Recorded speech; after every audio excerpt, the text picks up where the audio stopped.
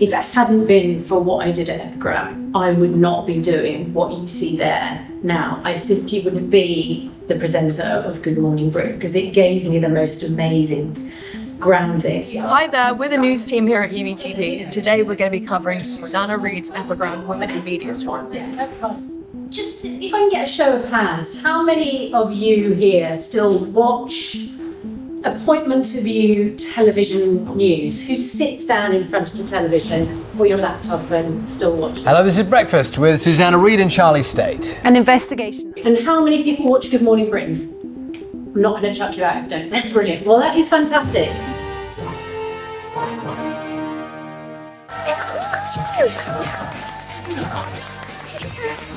Well, get your own damn sweets. Seriously. Vegan, vegetarians, go and get your own sweets. That's for the guys. And we're papricious. All right. There's lots more still to come on Good Morning Bristol. Epigram was such a brilliant starting place, and whatever you're doing in journalism right now, or whatever you think about doing in journalism right now, do it, because this is where you are going to get your experience and crucially make your mistakes as well.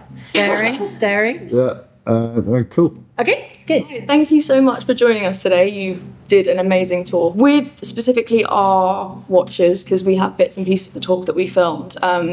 We were asking a few questions to people what they specifically wanted to know. Yes. A key thing was jumping from the BBC to ITV. Did you feel almost a sense of liberation in maybe what you're allowed to say and what you're allowed to do? Because I know that the rules at the BBC with regarding to impartiality were, I don't want to say harsh, but obviously far more strict. Yes, I think that's true. I think you still have an absolute responsibility as a journalist to be, to reflect lots of different opinions, but you don't have to remain completely unopinionated, or you can be quite robust about pursuing a particular line, as long as you're fair over the course of a programme or over the course of a series of programmes. But yeah, I'm able to be a little bit more opinionated, a bit more personality, I think, which is good. Yeah. My goodness, I had no idea. The switch from the BBC to ITV brought so much more scrutiny, and launching a show like that meant that we were in the papers pretty much every single day. I mean, I had never had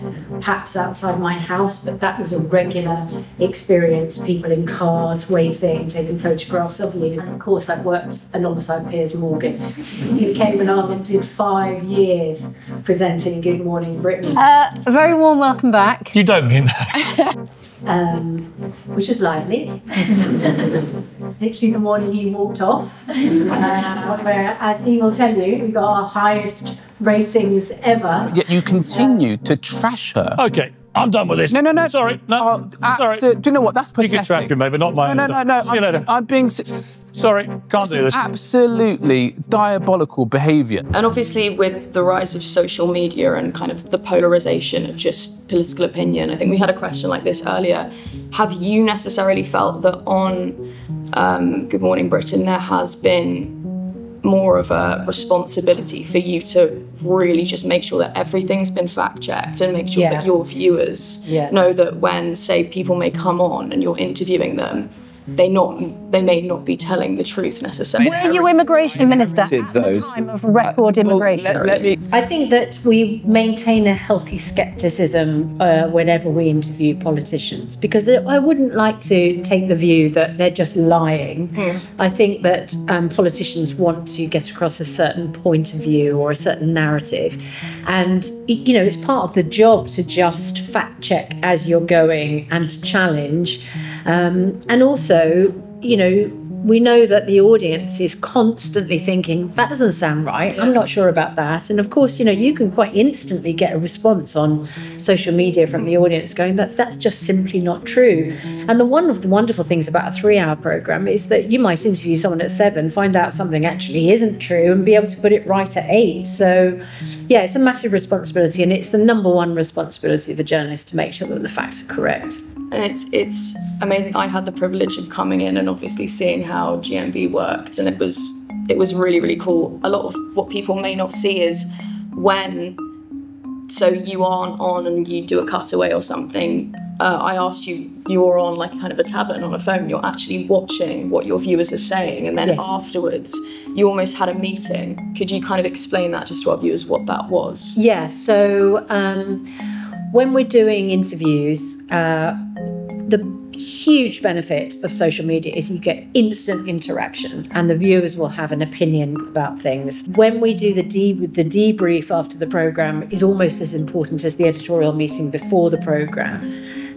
We can say very frankly and honestly amongst each other what has worked on the programme, what we might have got wrong, what we need to put right, whether we need to introduce another voice on a story that's particularly controversial.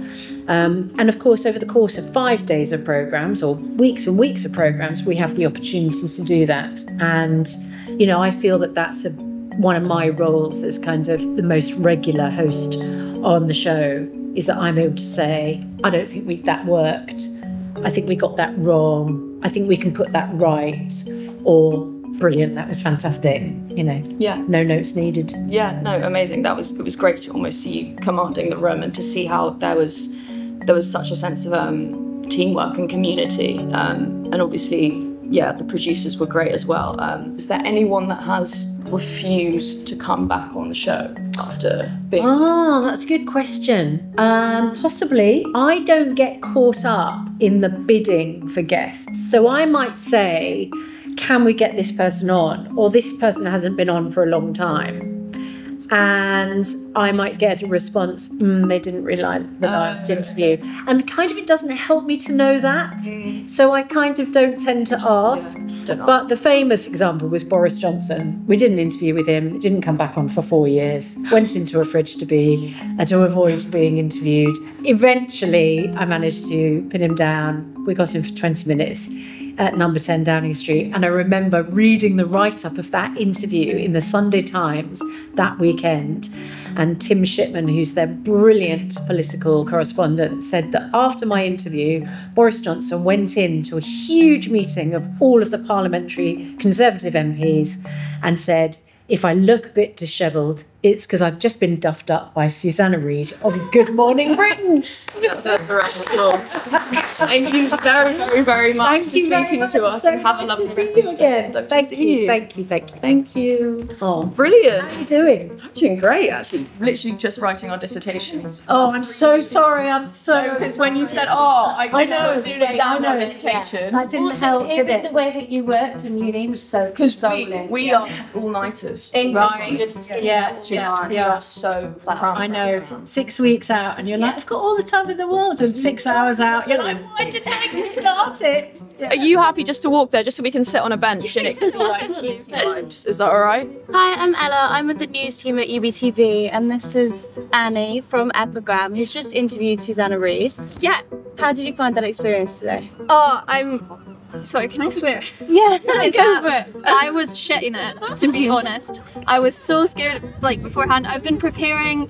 So I went and met Susanna in London, in the GMB studio about maybe a month ago. Okay. So I'd already met her and I knew that she was really lovely. And when I started talking, I was like, oh my God, there's so many people.